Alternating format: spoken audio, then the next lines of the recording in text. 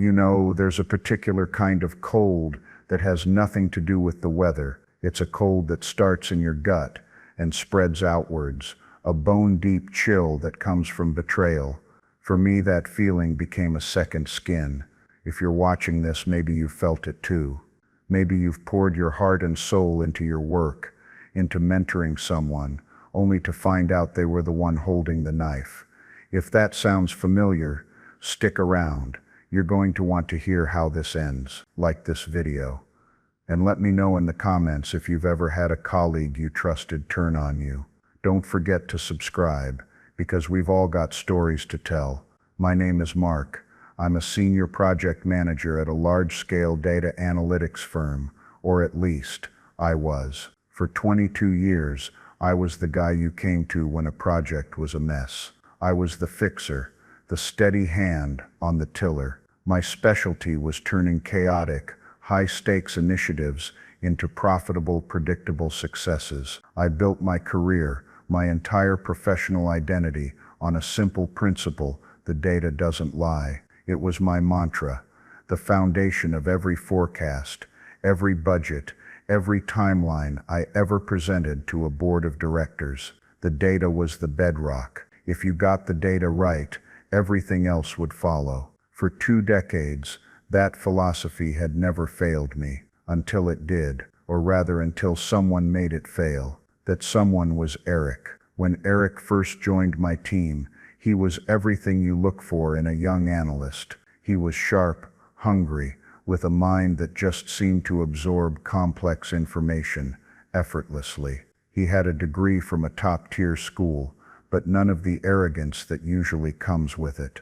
He was quiet, respectful, and he asked all the right questions. I saw myself in him, or at least a younger, more ambitious version of myself. I took him under my wing. It felt right. It felt like my duty, passing on the institutional knowledge that you can't learn from a textbook. I taught him how I built my models, how I cleaned raw data, how I could spot a flawed assumption from a mile away just by the feel of the numbers. I gave him more and more responsibility, and he never disappointed. When he presented, he was flawless. When he analyzed a data set, his insights were brilliant. I championed him. I went to bat for him, with my director Diane, telling her that this kid was the future of the department. I got him a promotion, then another. He became my right hand, the person I trusted to handle the foundational data for my biggest projects.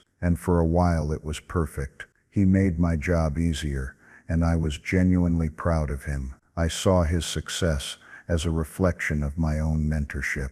That was my first mistake. Pride. The problem started small, so small you'd barely notice. A forecast for Q3 project expenditures would come in 5% higher than my initial projection. When I'd dig into it, there'd be a tiny, almost insignificant error in a raw data table deep in the appendix of a feeder report. A single transposed number, a misplaced decimal point, something easily explained as a simple typo. I'd correct it, recalculate, and move on. But then it would happen again. A client's user adoption rate would be projected to stall a month earlier than my models predicted, forcing us to reallocate resources defensively.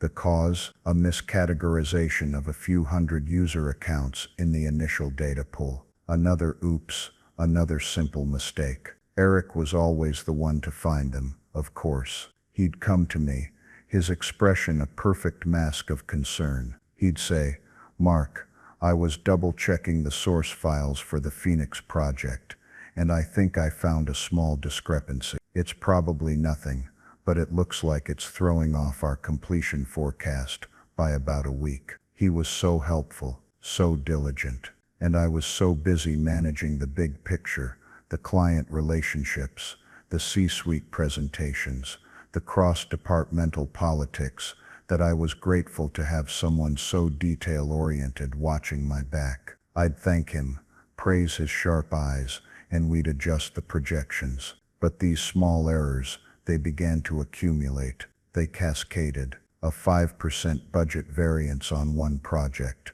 a week's delay on another. Each one on its own was explainable, but together they started to paint a picture. The picture was of me, Mark, the veteran project manager, the guy who used to be rock solid, was now looking indecisive, hesitant.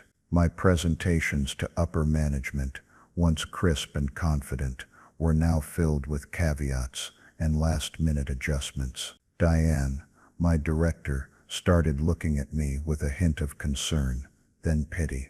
During one particularly brutal quarterly review for the massive North Star initiative, where our projections had been off by a staggering 12%, she pulled me aside. She said, "Mark, is everything all right? You just seem a little scattered lately. Your forecasts used to be ironclad. Now we're constantly reacting." And right on cue, Eric, who was also in the meeting, would step in. He'd say, "Diane, if I may, I've been running some parallel models on the raw data streams. I think I've found a way to stabilize the predictive algorithm to account for these source data fluctuations." He'd present his own charts, clean and confident. They always showed a more conservative, more stable, and ultimately more accurate picture than my adjusted reports. He wasn't just my analyst anymore. In the eyes of management, he was becoming the stable alternative. He was the one with the steady hand. I was the aging veteran, losing his touch. The narrative was subtle, but it was being written in boardrooms and executive summaries, one tiny data error at a time. The cold feeling in my gut was becoming a permanent resident. I started double-checking everything, triple-checking. I was working later, my stress levels were through the roof, and I still couldn't seem to get ahead of the mistakes. It was like trying to plug 100 holes in a dam with only 2 hands. The moment of clarity, the inciting incident of my own private disaster, came on a Tuesday night. It was almost 9 p.m., and the office was a ghost town, just the hum of the servers and the faint smell of burnt coffee. I was preparing for a critical presentation on the Horizon project, our biggest client account. The success of this project was non-negotiable. I had personally locked myself in my office for 2 days, rebuilding the entire data model from scratch. I pulled the raw data myself from the corporate servers. I cleaned it. I built the forecasts. I checked every single formula and every single linked cell. The report was perfect. It was a fortress of data. I saved the final version to the shared project drive, locked my computer, and went home, feeling for the first time in months a sense of control. The next morning, I walked into the pre-briefing with Diane. I opened the file from the shared drive to walk her through it, and my heart stopped. The key projection, the one that determined our entire resource allocation for the next 6 months, was off. Not by much, just a 2.8% variance in projected revenue, but it was enough to make the entire financial plan questionable, enough to make me look, once again, like I couldn't control my own numbers. I felt that icy chill wash over me, but this time it was mixed with a surge of hot, disbelieving anger. I knew that number was correct when I left. There was no way I had made that mistake. Diane just sighed, a sound of pure exhaustion and disappointment. She said, "Mark, we can't go to the client with this. We need to delay." She turned to Eric, who was standing quietly in the corner, holding his own tablet. She asked Eric, "What do your models say?" And with that same look of manufactured concern, he said, "My projections are a bit more conservative, Diane. They show a flatter growth curve, but it's a high-confidence forecast." He presented his screen. His numbers were, of course, rock solid. They were also, I realized with a sudden sickening certainty, what my numbers should have been, what they had been. He hadn't just built a parallel model. He had taken mine and altered it. I didn't say anything in the meeting. I just nodded, a strange calm settling over the rage. I said, "You're right, Diane. Let's go with Eric's numbers. He's done good work." I saw a flicker of surprise in Eric's eyes. He expected me to argue, to flail, to look incompetent. He didn't expect me to agree, but I wasn't thinking about the meeting anymore. I was thinking about the server logs. That night, I didn't go home. I submitted a formal request to our IT security department, citing a potential data integrity issue on a high-value project. As a senior PM with top-level clearance, it was approved within the hour. I sat in my silent office, the city lights twinkling outside my window, and I pulled the access logs for the Horizon project folder on the shared drive. And there it was, a single entry, time-stamped at 11:47 p.m. the previous night. User ID, Vance, file modified, Horizon_Q4_forecast_final_fee3 XLSX. He had logged in, from home, 2 hours after I left. He had opened my file, my fortress, and he had planted a single tiny, elegant little bomb. He hadn't just built a better model. He'd been systematically kneecapping mine for months, waiting for the moment he could step over my professionally wounded body and take my place. The cold in my gut finally had a name. It was betrayal. And in that silent office, under the fluorescent hum, that cold began to harden. It turned from the chill of a victim into the ice of resolve. He thought he was playing checkers. He had no idea I was about to set up a chessboard. The game was on. The drive home that night was a blur. The city lights smeared across my windshield, but I wasn't seeing them. I was seeing red. Not the hot, blinding rage of the initial shock, but a cold, focused, methodical crimson. I was replaying months, maybe even a year, of interactions with Eric. Every helpful suggestion, every concerned look, every time he'd found an error, it was all recontextualized. It wasn't a series of unfortunate accidents. It was a campaign, a quiet, patient, and utterly ruthless corporate coup. He had used the very skills I had taught him, the very trust I had placed in him, as weapons against me. I pulled into my garage and just sat in the car, the engine ticking as it cooled. The silence of the house was immense. My wife, Helen, was already asleep. She'd seen the toll the last few months had taken on me. The late nights, the stress that settled in my shoulders like a physical weight, the way I'd zone out at the dinner table, lost in a maze of spreadsheets and self-doubt. She'd tried to talk to me about it. She'd ask, "Is it work, Mark? Is it that boy, Eric? You seem to carry so much more weight since he got that last promotion." I'd always brushed it off. I'd say, "No, honey, it's just a tough project cycle. The pressure is high." I had defended him. I had told her he was a huge help, that he was taking a lot off my plate. The irony was so thick, it was suffocating. He wasn't taking things off my plate.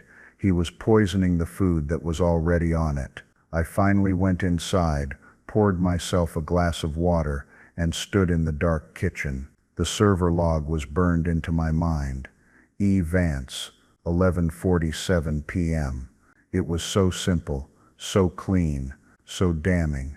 And yet what could I do? March into Diane's office tomorrow and wave a printout of a server log. I could already hear her response. "So he was working late, Mark. He's dedicated. Maybe he found a mistake you missed and corrected it. Are you saying he did it maliciously? Do you have proof of intent?" Of course I didn't. His sabotage was masterful in its subtlety. He never made huge, obvious changes. He just nudged the data. He introduced a little friction here, a little drag there. He was like a mechanic, putting a handful of sand in the oil. The engine wouldn't seize immediately, but it would run hotter, less efficiently, and eventually it would fail. And I was the driver. Everyone was blaming for the breakdown. I started thinking back, digging through my memory. A flashback hit me so hard, I had to grip the edge of the counter. It was about 6 months ago. We were on the back end of the Jupiter account launch, a massive software integration. I had built the timeline myself. It was aggressive but achievable. A week before the final go live, Eric came to my office. He looked pale. He said, "Mark, I've been running some stress tests on the user authentication module. I think we have a bottleneck. Under peak load, the latency is spiking. I don't think it will hold." I looked at his data. It seemed plausible. The numbers were right there. He'd run the sims, and they were flashing red. Based on his analysis, I made the tough call. I went to the client and asked for a 2-week delay. It was embarrassing. It cost us political capital. But I thought it was the responsible thing to do, to avoid a catastrophic failure on launch day. We delayed, reallocated engineering resources, and fixed the non-existent problem. The launch went smoothly 2 weeks later. At the time, I had praised Eric for his foresight. I told Diane he had saved us from a major disaster. He got a bonus for it. Now, sitting in my dark kitchen, I realized the truth. There was no bottleneck. I remembered the lead engineer, a guy named Ben, telling me at the time, "I don't get it, Mark. My sims were all green. I've run this module 100 times. It's solid." I'd told him that Eric's numbers showed otherwise, and being the senior manager, my word was final. I had trusted my protégé over my veteran engineer. Eric hadn't found a bottleneck. He had fabricated one with a skewed simulation. He created the crisis, positioned himself as the savior, and I was the one who had to go, hat in hand, to the client, to deliver the bad news. He was building his reputation on the rubble of mine. Another memory surfaced, a meeting about annual budgets. I was arguing for more funding for my team, specifically for a new analytics software suite that would automate a lot of the raw data processing. Eric spoke up in the meeting. He said, "With all due respect, Mark, I think that's a premature investment. I've developed a series of macros that can handle the current workload. It's a more cost-effective solution for now. It saves the company $250,000. He sounded so smart, so fiscally responsible. Diane had been impressed. My budget request was denied. A few months later, those same manual processes he championed were the very ones where the human errors kept cropping up. He wasn't just creating problems in the data. He was actively preventing the implementation of systems that would have made his manipulations impossible. He was future-proofing his sabotage. The weight of it all was crushing. This wasn't just a professional attack. It felt deeply personal. I had invested in him. I had shared my knowledge, my strategies, my contacts. I had celebrated his successes as if they were my own, and he had repaid me with this slow, methodical erasure. He was making me obsolete, not by outperforming me, but by ensuring I couldn't perform at all. This was more than just ambition. This was a particular brand of sociopathy that thrived in a corporate environment, the kind that sees relationships not as connections, but as leverage, that sees trust not as a virtue, but as a vulnerability. I felt a wave of exhaustion wash over me, the kind that's born from prolonged, unwinnable stress. For a moment I considered just quitting, walking away, letting him have the kingdom he so desperately wanted. It would be easier. I could retire early. Spend more time with Helen, get off this insane treadmill. The thought was tempting. It was a siren song of peace and quiet. Competence isn't cheap until you lose it. The phrase popped into my head. It was something my first mentor told me years ago. Companies forget that the most valuable assets don't show up on a balance sheet. They forget that the person who knows why a system was built a certain way is more valuable than the person who just knows how to operate it. My company was forgetting, and Eric was helping them. That's when the exhaustion began to recede, replaced by something else. A cold, hard resolve. Quitting wasn't an option. That would be letting him win. That would be validating the narrative he had so carefully constructed. That old Mark just couldn't cut it anymore. No, I wasn't going to walk away. I wasn't going to confront him either. A public accusation would be a messy he said she said battle, and given my recent track record of indecisiveness, I wasn't sure who Diane would believe. He had insulated himself perfectly. Any direct attack would make me look vindictive and paranoid. No, this required a different approach. He had used the system against me. I would use the system against him. He operated in the shadows, in the subtle nuances of data. So would I. He had set a trap for me, a long, slow, painful one. Now, I would set one for him, but mine wouldn't be slow. It would be a perfectly calibrated, single-shot, career-ending snare. This was the catalyst. It wasn't a phone call from a client or a job offer from a competitor. It was a moment of profound internal clarity, standing in my own kitchen at 2 a.m. It was the realization that my sense of professional honor had been used as a weapon against me, and the only way to reclaim it was not to abandon the field, but to demonstrate, in a way that was irrefutable, what true competence and strategic thinking actually looked like. My wife, Helen, came downstairs, woken by my restlessness. She saw the look on my face. She didn't even have to ask. She just said, "You figured it out, didn't you?" I nodded. She put her hand on my arm. She said, "So what are you going to do?" I looked out the window at the pre-dawn sky, the darkness just beginning to soften at the edges. A plan was already forming, a beautiful, intricate, and deeply malicious machine. I said, "I'm going to give him what he wants. I'm going to give him enough rope to hang himself." No, I corrected myself. I'm going to give him the rope, show him the noose, and convince him it's a crown. The first step in building the perfect trap is understanding your quarry. Eric's weakness wasn't his ambition or his ruthlessness. Those were his strengths. His weakness was his arrogance.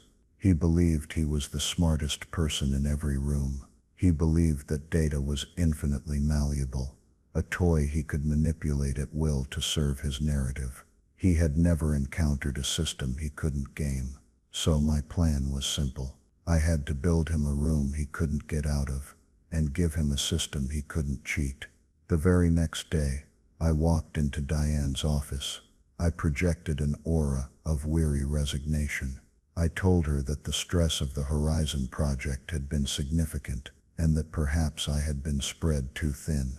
I said, "Diane, you were right. My forecasts have been unstable. I think I've been too deep in the weeds. I need to pull back and focus on the high-level strategy."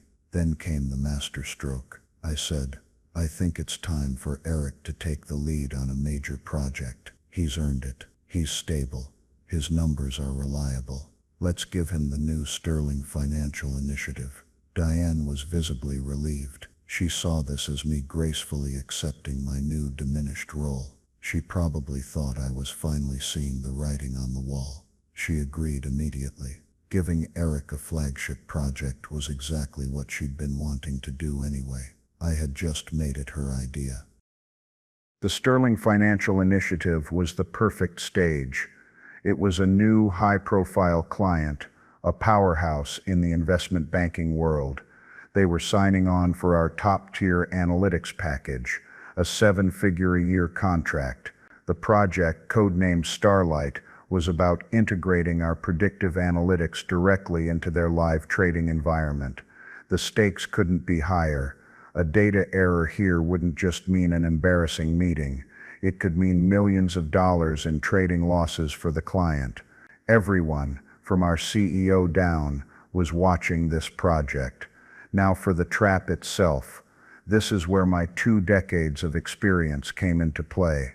My leverage wasn't some secret code I'd written or a hidden backdoor in the system. It was a relationship. The CIO of Sterling Financial was a man named Robert Davies. I had known Robert for nearly 15 years. We had worked together at a previous company before he moved to Sterling. We had built a foundation of trust not on corporate platitudes, but on years of successful projects and late-night calls to fix problems. Robert was old school. He believed in handshakes, personal integrity, and above all, verifiable truth. He trusted me, Mark, not just my company. And I had leveraged that trust during the final contract negotiations for Project Starlight, months before Eric's sabotage had even become clear to me. I had suggested a unique clause in the contract, framing it as a next-generation feature for a client of their caliber. I called it a triple-blind data integrity audit. It sounded impressive and technical. What it meant was simple. The raw data feed for the project wouldn't come from our servers. It would be fed directly from Sterling Financial's own systems into our analytics engine, and a neutral, third-party auditing firm, one chosen by Sterling, not by us, would have real-time read-only access to that raw, unaltered data stream.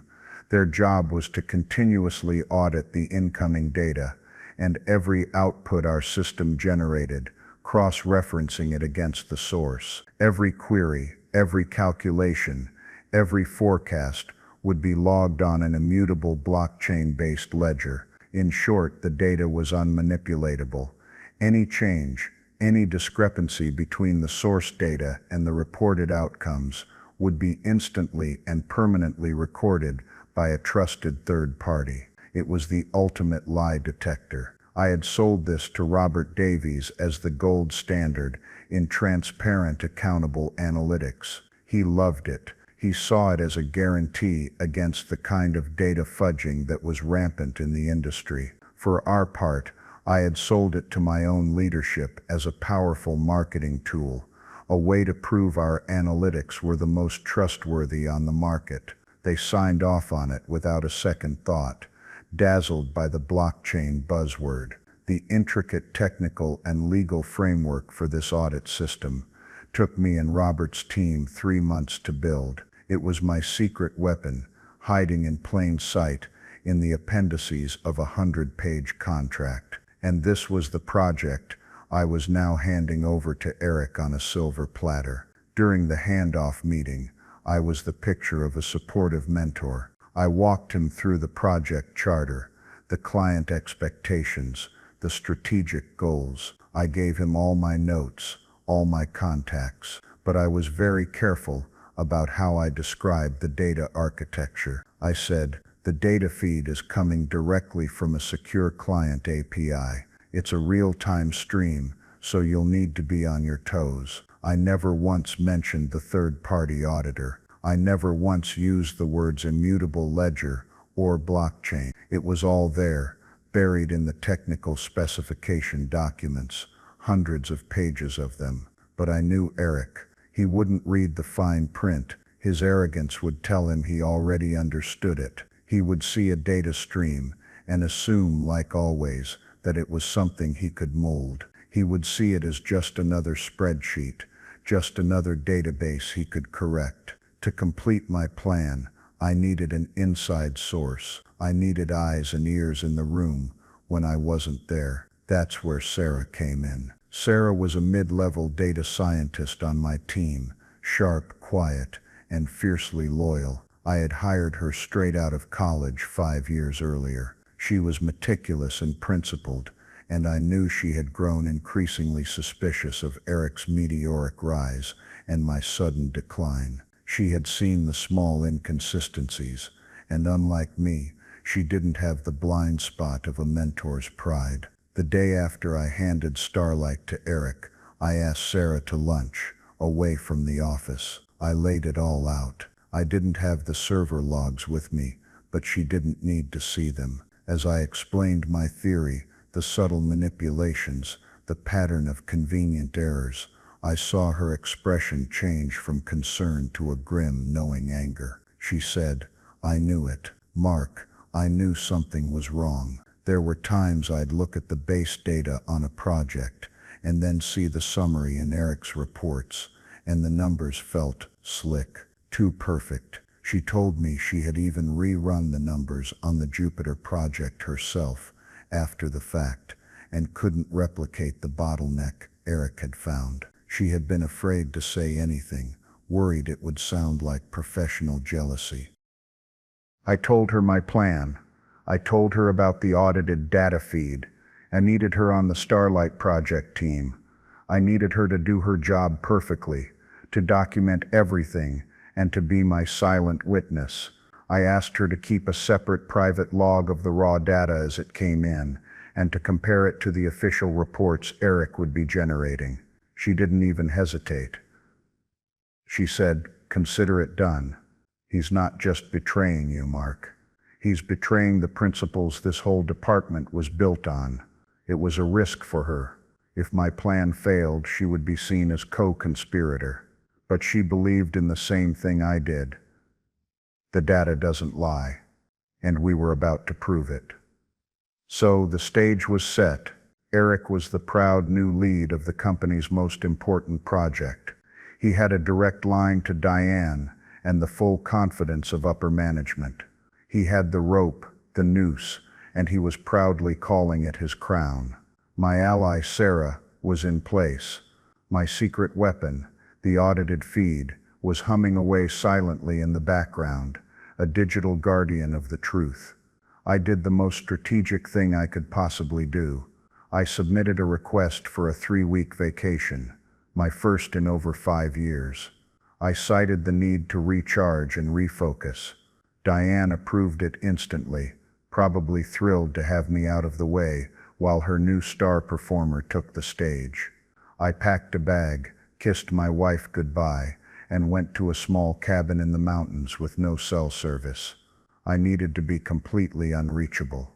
The best way to ensure a trap springs perfectly is to not be anywhere near it when it goes off. I was going dark.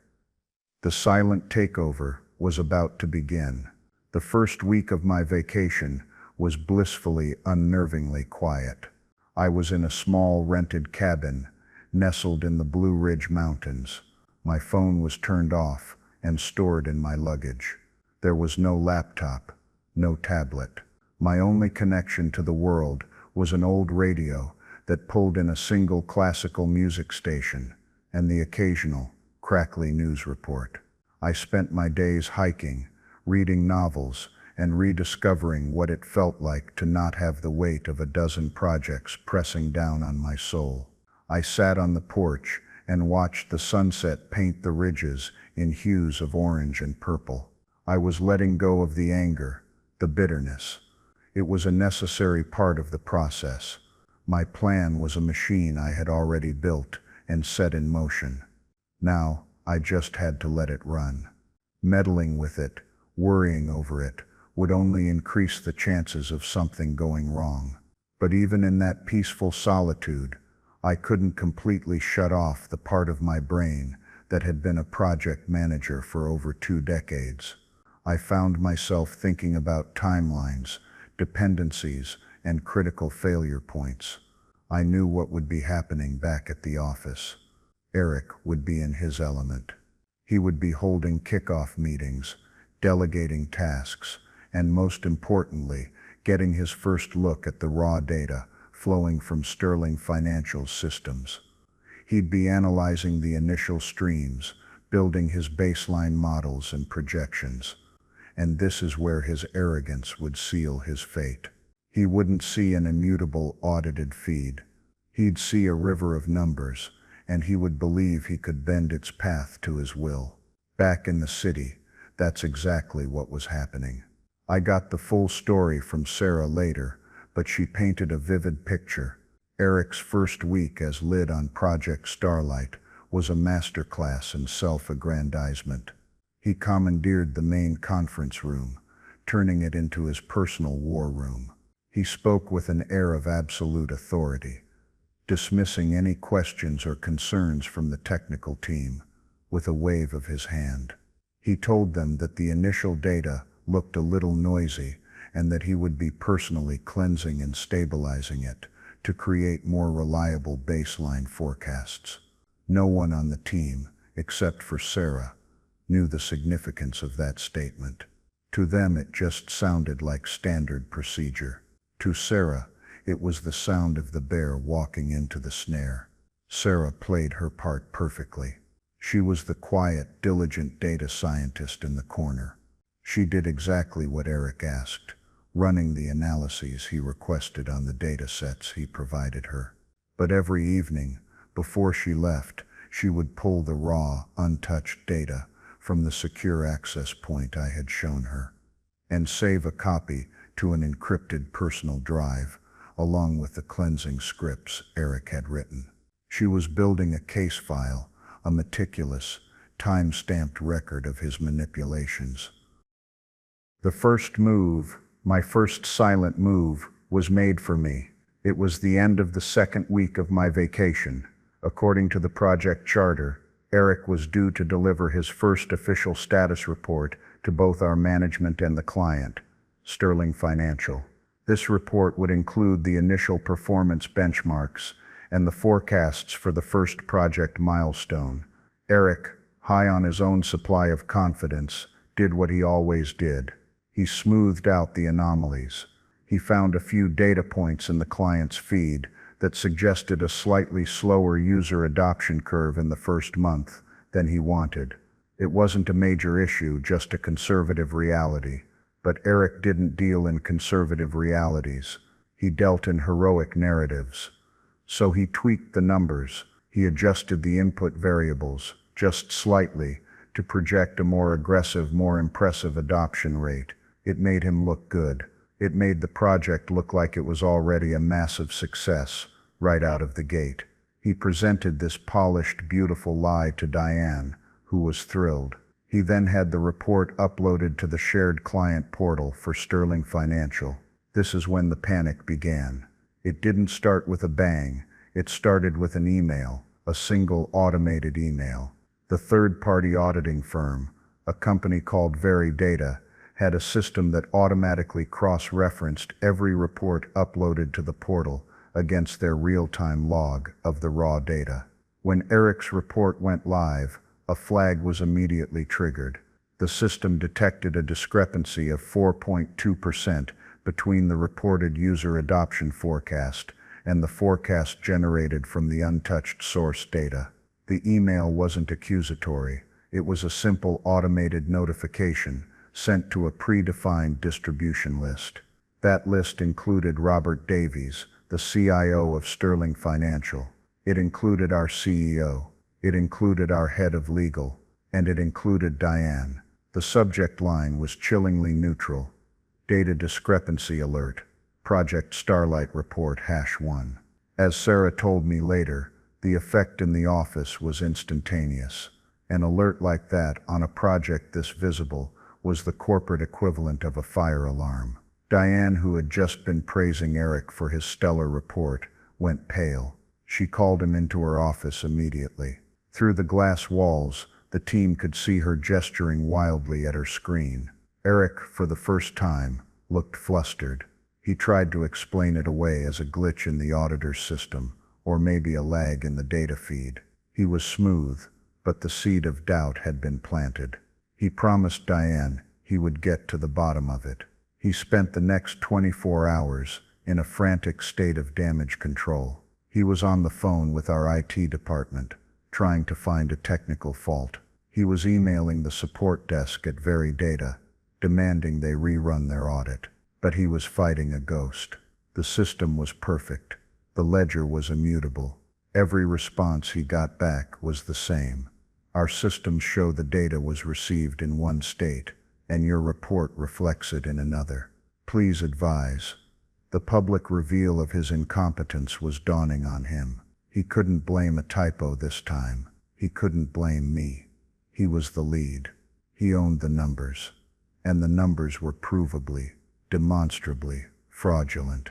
Meanwhile, a much more important conversation was happening. Robert Davies at Sterling Financial didn't bother calling Diane. He didn't bother with the official channels. He had my personal cell number, the one I kept for emergencies and for trusted contacts. He knew I was on vacation, but a data discrepancy alert on a 7-figure project qualified as an emergency. My phone, which had been off for 2 weeks, was now turned on. I was back in civilization, sitting in a diner about an hour from home, having a final coffee before I drove back. When it buzzed, I saw Robert's name, and I knew. The trap had sprung. I answered. Robert's voice was calm, but with an edge of steel. He said, "Mark, I hope I'm not interrupting anything important." He got straight to the point. He said, "I just got a rather interesting automated email regarding Starlight. It seems your team's first report is telling me a different story than the data I'm sending you. In my world, Mark, when projected numbers don't match the source, we don't call it a discrepancy. We call it misrepresentation. Can you shed any light on this?" I played my part. I feigned shock and confusion. I told him I'd been completely unplugged, on vacation, and that I had handed the project to my most trusted analyst, Eric Vance. I promised him I would get to the bottom of it the second I was back in the office the next day. But before I hung up, I added one crucial line. I said, "Robert, whatever is going on, remember the system we built. The audit trail is perfect. The truth is in the log. We'll find it." I was reminding him that the system wasn't broken. It was working exactly as designed. He just grunted in agreement and hung up. The silent takeover was complete. Eric thought he was taking over my job. In reality, I had just taken over his entire professional future, and he still had no idea I was the one pulling the strings. The power shift didn't happen in a single dramatic moment. It was more like an ice shelf calving off a glacier. There was a deep structural crack, a series of loud groans, and then a huge piece of what everyone thought was solid ground simply broke away and drifted out to sea. When I walked into the office the next morning, the atmosphere was thick with a toxic mixture of fear and confusion. People were speaking in hushed tones. Eric was locked in his office, the blinds drawn. Diane was in back-to-back meetings with legal and our CEO. The data discrepancy alert had set off a chain reaction. Robert Davies at Sterling Financial had, as I'd anticipated, put a formal hold on the project. In a curt email, he stated that all work was to cease pending a full investigation into what he termed a material breach of data integrity protocols. The seven-figure project was now on ice, and the blame was beginning to search for a home. Eric's desperate counter-manipulation attempt was both pathetic and predictable. He had spent the entire previous day trying to build a case that the third-party auditor Veridata had a flawed system. He generated reports filled with technical jargon, trying to argue that a server latency issue on their end must have corrupted the data log. It was a classic move for someone caught in a lie, attack the credibility of the evidence, but he was trying to argue against a blockchain ledger. It was like trying to convince a mathematician that 2 + 2 = 5. The math was immutable. Every expert he spoke to, from our internal architects to the contacts at Veridata, told him the same thing. The log was accurate. The discrepancy was real. He was cornered by cryptographic proof. This is when the exodus began. It started with Sarah. She walked into my office, closed the door, and placed a slim USB drive on my desk. She said, "This is everything, Mark. My private logs, the raw data captures, and a timeline of every change request Eric made. It's all there. I'm giving my 2 weeks notice this afternoon. I can't work for a company that would allow this to happen, or for a man like him." Her leaving was the first crack in the dam. She was one of the most respected data scientists in the company. Her resignation sent a shockwave through the department. She wasn't just quitting. She was making a statement. Competence was walking out the door. The second, and far more significant, defection came from the client. Robert Davies called me again, this time requesting a private, off-the-record video call. He didn't invite Diane. He didn't invite our CEO. It was just me and him. He looked grim. He said, "Mark, I've reviewed the preliminary findings. This isn't a glitch. This was a deliberate attempt to mislead us. My board is recommending we terminate the contract and explore legal action for fraud." I felt that cold knot in my stomach, but this time it was for a different reason. This was bigger than just getting back at Eric. The whole company was now at risk. I took a breath. I said, Robert, give me 48 hours. The person responsible for this will be held accountable. The system we put in place worked. It caught the problem. Let me fix it. He was silent for a long moment. Then he said something that shifted the entire balance of power in the company. He said, the system I trusted was the one you and I designed, Mark. The person I trust is you. The project is off hold on one condition. You are the sole designated lead with full autonomy. This Eric Vance is to be removed from my account permanently. And frankly, I don't want to see your director's name on another email. My only point of contact is you. Otherwise the deal is off. He wasn't just giving me back the project. He was giving me the sword. He had effectively decapitated the project leadership and appointed me king. I had my leverage. It wasn't hidden anymore. It was a direct client-mandated ultimatum. Word of Robert's demand moved through the executive level at the speed of light. Suddenly, I wasn't the aging manager who was losing his touch. I was the only person who could save the company's most important new account. Diane, who had been avoiding me all morning, suddenly appeared at my office door. Her face was a mess of forced smiles and raw panic. She asked if we could talk. We went into a conference room, and she launched into a desperate, rambling monologue about how she always valued my experience, how this was an unfortunate learning experience for Eric, how we could all work together to right the ship. She was trying to salvage her own position, trying to reframe herself as my ally. It was a desperate countermove. She even offered me a new title, Vice President of Project Strategy, the very promotion I had been passed over for years ago. She said, we can make this right, Mark. You, me, and Eric. We can sit down with the client and smooth this over. I just let her talk. I let her spin and squirm and offer me the world. When she was finally out of breath, I looked at her, and my voice was perfectly calm, perfectly even. I said, there is no we, Diane. Robert Davies has made his terms clear, and Eric won't be sitting down with anyone. I have a meeting with HR and legal in an hour to discuss his conduct. I suggest you figure out what you're going to tell the CEO about your oversight of this project. Her face fell. The forced smile evaporated, replaced by the stark, cold realization that she had no power here. The power had shifted. It was no longer in her office or on her spreadsheets. It was sitting right across the table from her, and I had no intention of giving it back. The final confrontation wasn't what I expected.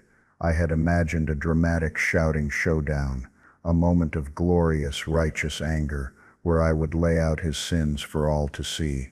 But it was nothing like that. It was quiet, sterile, and far more satisfying. Diane, true to form, had managed to wrangle a meeting. It was held in the largest boardroom, the one usually reserved for the investors. On one side of the vast mahogany table sat me. On the other side sat Diane, a senior vice president from HR I'd never met, and Eric. Eric looked terrible. His usually perfect suit was rumpled. He had dark circles under his eyes. His smug confidence had been replaced by a sullen, defensive glare. He looked like a cornered animal. The HR executive, a woman with cold, intelligent eyes, started the meeting. She spoke in measured, legal-approved tones. She said, Mark, we're here to discuss the situation with the Starlight Project. There are some serious allegations of data mismanagement, and we need to understand your perspective on how these events unfolded. It was a classic corporate maneuver. Start by framing it as a he said situation. They were testing me, trying to see if I would get emotional, if I would make it a personal crusade. I didn't. I calmly opened my leather-bound notebook where I had my notes. I didn't present the server logs from the Horizon project. I didn't mention the Jupiter account or any of the past manipulations. That would have been about my grievance.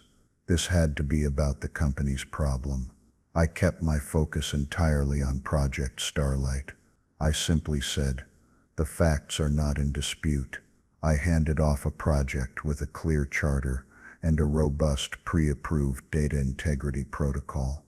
The first report delivered under the new project lead contained materially false information. This was not a glitch or a rounding error.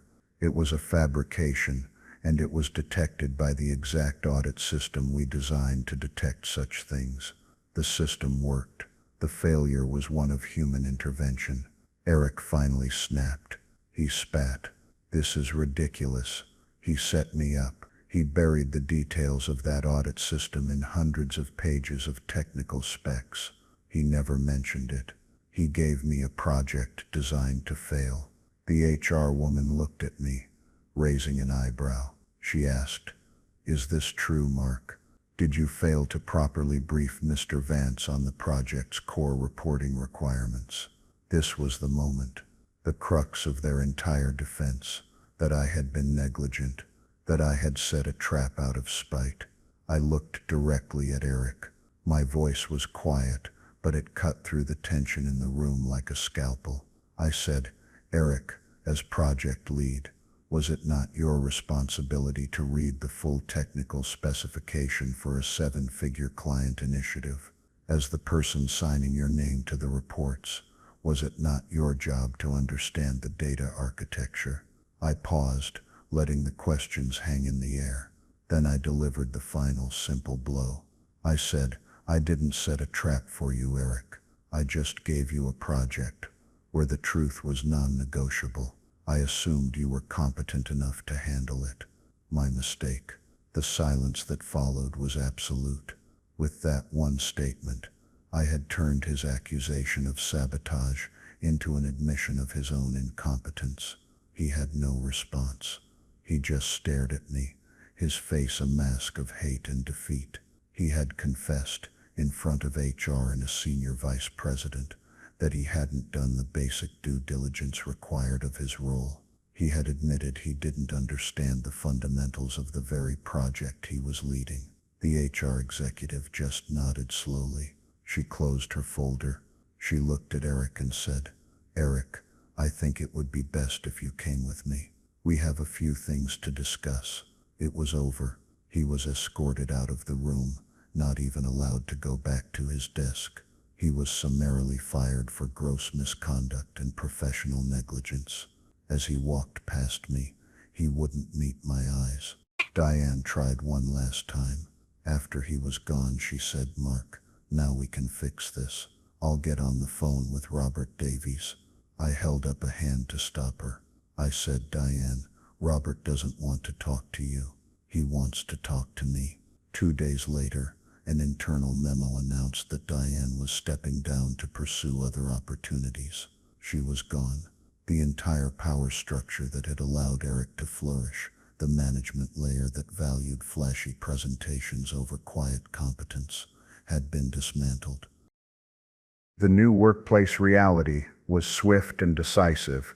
The CEO called me to his office. He didn't apologize, not directly. Men like that rarely do. But he did something more meaningful. He officially signed the paperwork, creating a new division, the Data Integrity Group. It was an independent unit, responsible for auditing and certifying the data for all major company projects. And he made me its first executive vice president. I reported directly to him. I had complete autonomy, the budget I had been denied for years, and the final say on the data practices for the entire firm. My first act was to call Sarah, who had not yet finished her 2 weeks' notice, and offer her the position of Director of Analytics within my new group. She accepted before I even finished the sentence. I was no longer just a project manager. I was the company's foundation. I had gone from being the victim of a quiet coup to the victor in a quiet revolution. I had my vindication. It wasn't loud or explosive. It was the quiet, satisfying hum of a system being restored to order, of competence being recognized, and of integrity being placed back on the throne where it belonged. So what's the moral of the story? It's not just about revenge. Revenge is a fire that burns you as much as your enemy. This was about something more. It was about restoration. It was about proving a fundamental truth of the professional world. In today's world, leadership is obsessed with buzzwords. They love disruption, synergy, agility. They get hypnotized by confident young MBAs with perfect presentations and spreadsheets that tell them exactly what they want to hear. They start to believe that the map is the territory. They forget that the real value, the real stability of any organization lies with the people who actually built the territory. The ones who know where the bodies are buried because they dug the foundations. The ones who understand that competence isn't a line item on a budget. It's the entire scaffolding that keeps the company from collapsing. They think experience is expensive. They think loyalty is old-fashioned. They try to cut costs by replacing the seasoned veterans with cheaper, more compliant models. But they make a critical error in their calculation. They mistake institutional knowledge for institutional baggage. They don't understand that the person who has been there for 20 years isn't just taking up a slot on the org chart. They are the org chart. They are the living memory of every past success and every past failure. My story is a warning. For every Eric out there who believes he can cheat his way to the top with a bit of data manipulation and a charming smile, there's a system of truth waiting for him. You can't cheat gravity forever.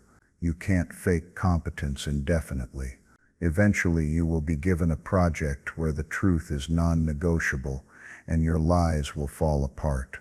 And for every manager like Diane, who chooses to see what she wants to see instead of what is real, there is a price to be paid for that willful blindness. The bill always comes due. So if you're out there and you feel like you're being undervalued, if you feel like your competence is being overlooked in favor of corporate politics and flashy nonsense, don't despair and don't quit. Bide your time, sharpen your skills, understand your own value even if they don't, and wait for your moment. Wait for your project starlight. Build your own system of truth, whether it's through your relationships, your unimpeachable work, or your deep understanding of the fundamentals. Because in the end, the thing about bedrock is that it's patient. It can withstand immense pressure. And when the flashy, poorly built structures above it finally crumble under the weight of their own inadequacy, the bedrock will still be there, solid and unshakable. Thanks for listening to my story. I hope it gives some of you out there a little bit of hope and maybe a little bit of a blueprint. Let me know what you think in the comments below. Have you ever seen an Eric get what was coming to them?